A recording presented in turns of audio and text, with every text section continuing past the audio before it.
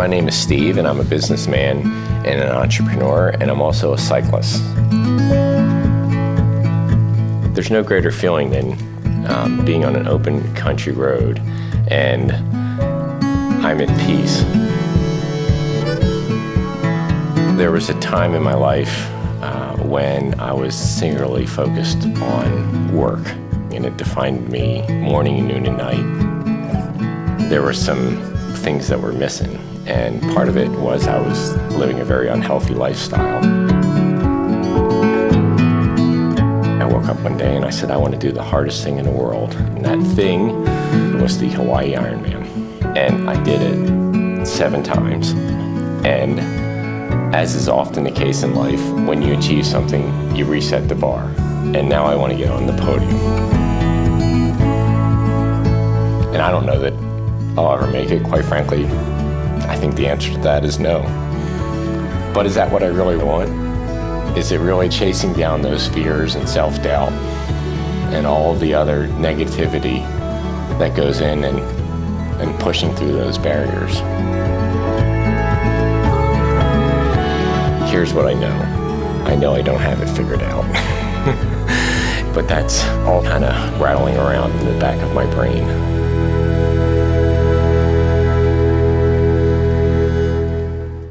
The problem is this. Valuable, and choosing what's valuable is not natural, it's unnatural. Choosing valuable is unnatural. The reason this is difficult isn't because you lack discipline. The reason this is difficult is not simply because you lack information. This isn't resolved with new information and better discipline.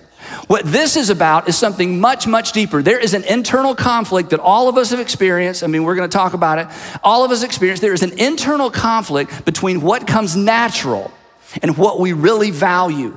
And most people are never able to break through the natural to embrace the valuable. But when they do, everything in their life changes. And I want that for you. And I think ultimately you want that for you. But it is not an easy battle to win. In fact, I think the person that describes this battle the best is actually one of the New Testament authors. In fact, he wrote a little over half the New Testament. The Apostle Paul. The Apostle Paul was a Pharisee. He hated Christians. He was a good law-keeping Jewish man, hated Christians, tried to put the church out of business in the first century, and then he became a Jesus follower. He wrote a bunch of letters to churches he planted, but one of his letters he wrote to a group of Christians that he had never visited before, to a city that we don't know if he'd ever even been there before yet. He wrote to Christians living in Rome. Now, if you were a Christian living in Rome in the first century, that is not a safe place to be. And what's so fascinating is by the late 40s AD, 45, 46, 48, 50 AD, there were hundreds of Christians already in the city of Rome, which is fascinating. So there were a whole bunch of house churches, maybe a dozen to 15 house churches. The Apostle Paul writes a letter to these Christians living in Rome. And in this letter, as part of the letter, he describes this conflict that all of us wrestle with, and he puts it in terms we can all understand.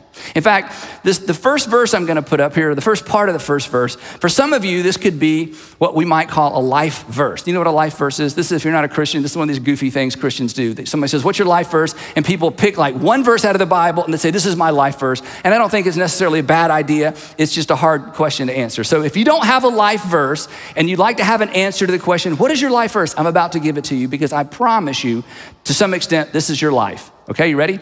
Here's what the Apostle Paul says. I do not understand what I do. That's it. You just need to put that up on your mirror.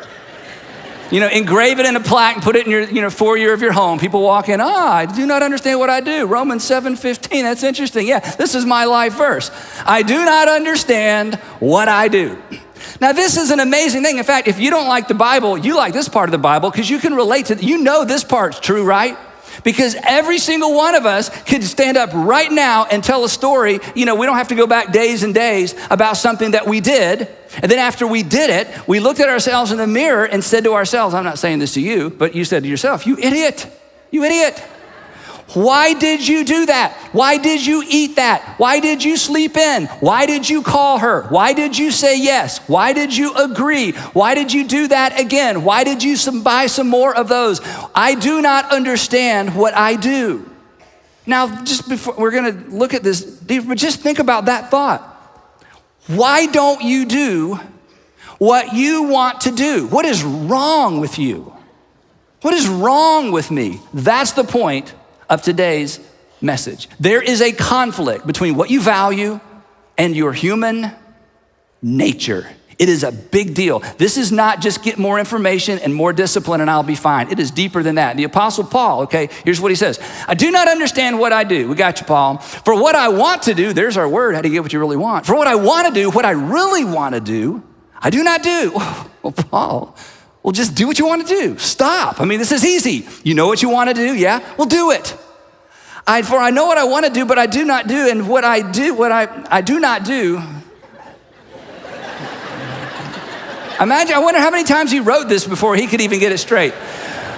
For what I want to do, I do not do, but what I hate, I do. Now, again, this is so transparent. You know what he's saying? He's saying there's something that I really want. I mean, I know what I really want, but I settle for something less than that, and then I end up, this is a strong word, hating it. Now, let me just say something to just a few of you, okay? Look up here a second.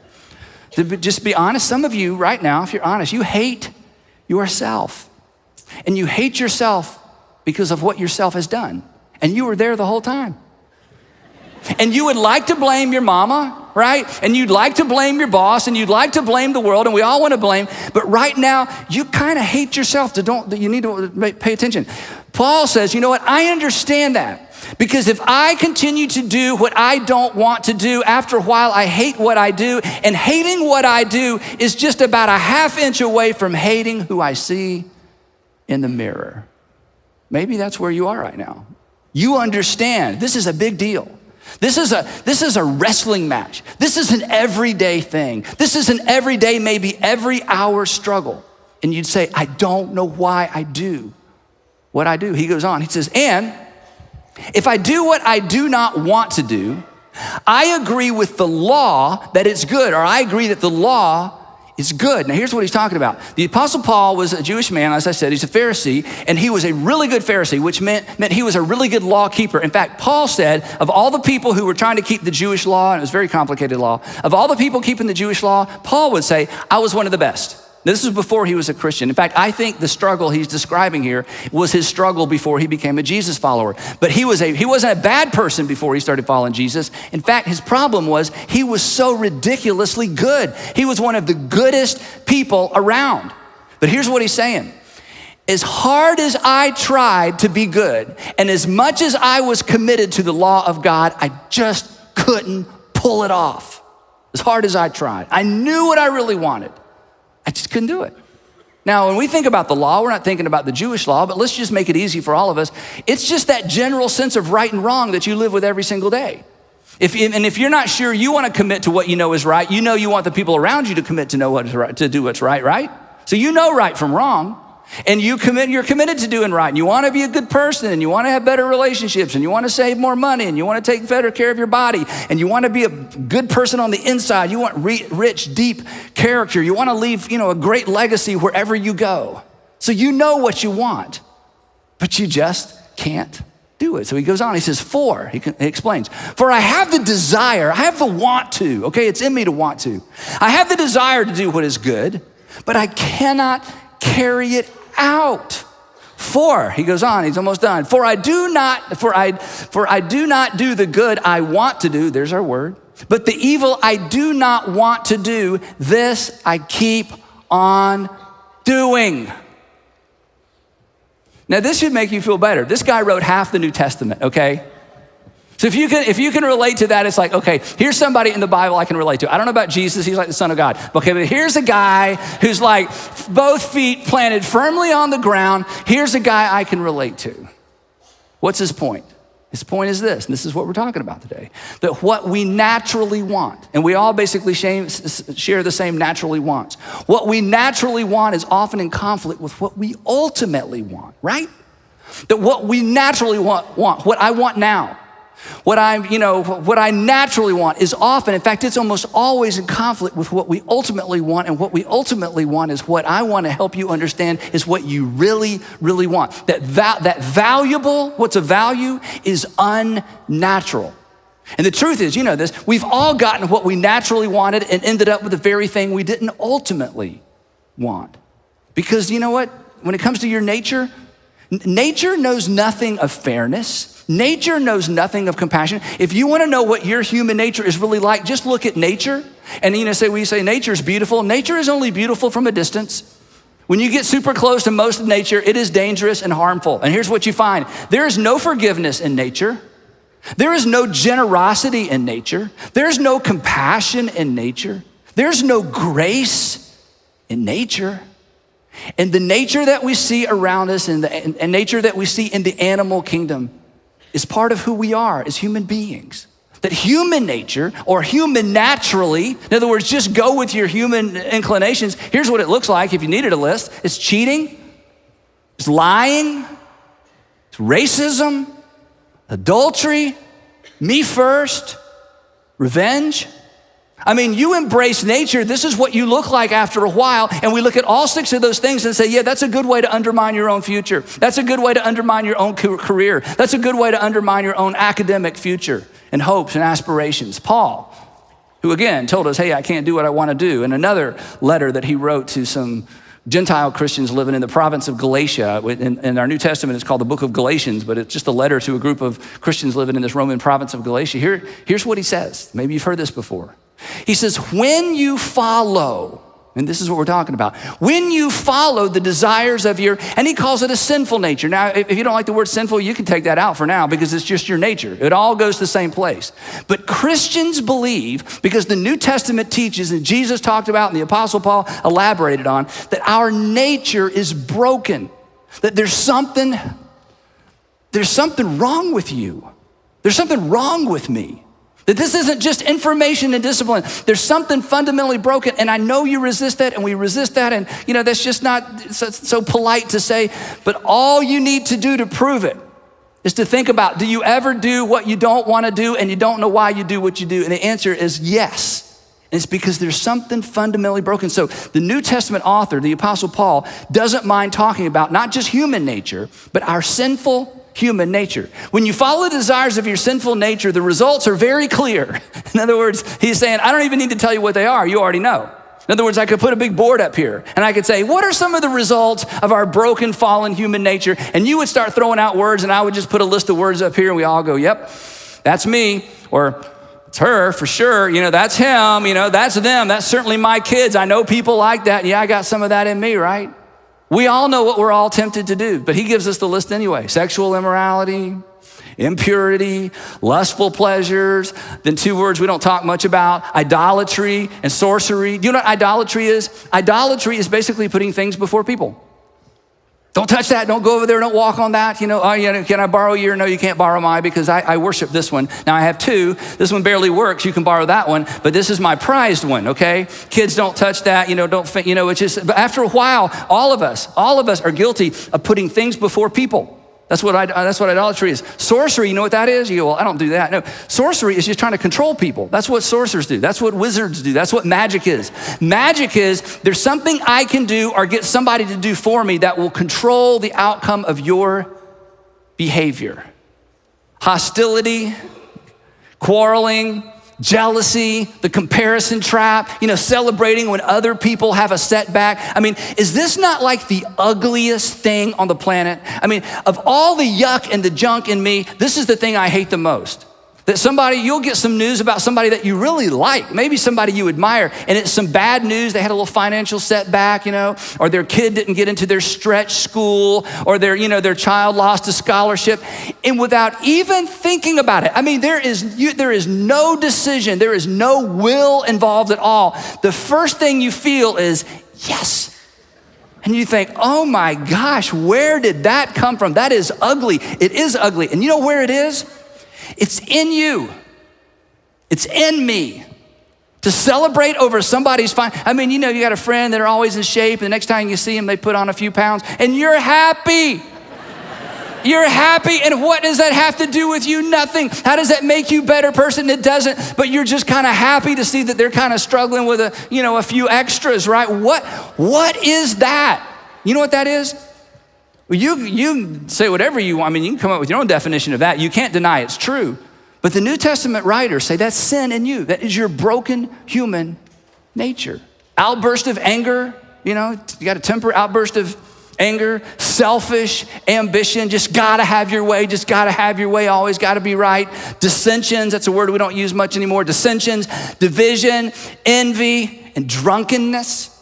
I mean, come on, all of us, watching online, on television, in the room, all of us are a relationship or two away, a family member or two away from someone who would say, it's not what I want. I don't know why I do what I do, but it's destroying my family. It's destroying my finances. It's destroying my career. It's destroying my prospects for the future, right? But you know what? Before we pile on, all of these things have the potential to do the same thing. And I know you're good people, but they all come naturally. In fact, the odds are one or more of these things have kept some of you, and in fact, have kept most of us from getting what we ultimately want. This is a big deal, isn't it? This isn't just, hey, I'm gonna hear a sermon, get some information, and kind of move on now. No matter what you know and how disciplined you are, it is a daily battle. But I'm here to tell you, and here's why we're talking about this for a few weeks. This is a battle you can win. There is a way to embrace valuable over natural. That there is a way to get what you really and truly want, what you were created for, what you were designed for. Now, last passage I want to look at, then we'll wrap this up. Last week, I told you about James. You know about James, brother of Jesus. How cool is that we have something written by the brother of Jesus? And we looked at some things he wrote last week. I want to wrap up the scripture part of this message by looking at one other thing that James said. And the reason I want to go back to James is because James gives us a word picture that really helps me. I mean, this puts it in perspective, and maybe this is gritty enough and earthy enough to where maybe this is terminology you can begin to use as you think about your own battle and your own struggle. Here's what James says. This is so powerful. But each person, that's all of us, but each person is tempted when they are dragged away. I want us to all say dragged away together. I'm gonna read the whole verse, and when we get dragged away, even if you're watching on television, I know this is kind of weird, you're sitting by yourself, I just want you, because this is imagery that we just go right past, we don't think about it, because very few of us have ever been dragged away from anything as an adult. Okay, here we go, read it out loud, just the dragged away part. But each person, that's you, is tempted when they are dragged away. This is so visual. This is a picture of somebody that's trying to do the right thing. They're trying to engage the right way. They're trying to respond the right way. They're trying to develop a good habit. And they're really trying to embrace value. They're trying to embrace what is really, really, really important, what they really want. And something comes along and drags them away. That's the battle. That's where we all live. That's the struggle. That's valuable versus natural. They're dragged away by their own evil desire and enticed. That is, they knew what they wanted, but they get dragged away. Then he came along and dragged me away. Then she came along and I let her drag me away. Then this opportunity came along and it dragged me away. Then I got too busy at work and it dragged me away. Then that old habit raised its ugly head and it dragged me away. And then he says, then after desire, the imagery is so powerful. Then after desire has conceived, it gives birth. Then after desire grows and conceives, it gives birth to sin. And sin, when it is full grown, gives birth to death. That is, sin ultimately kills stuff. Sin ultimately undermines the future. Sin ultimately undermines the way we see ourselves, to where we come to the place where we say, you know what?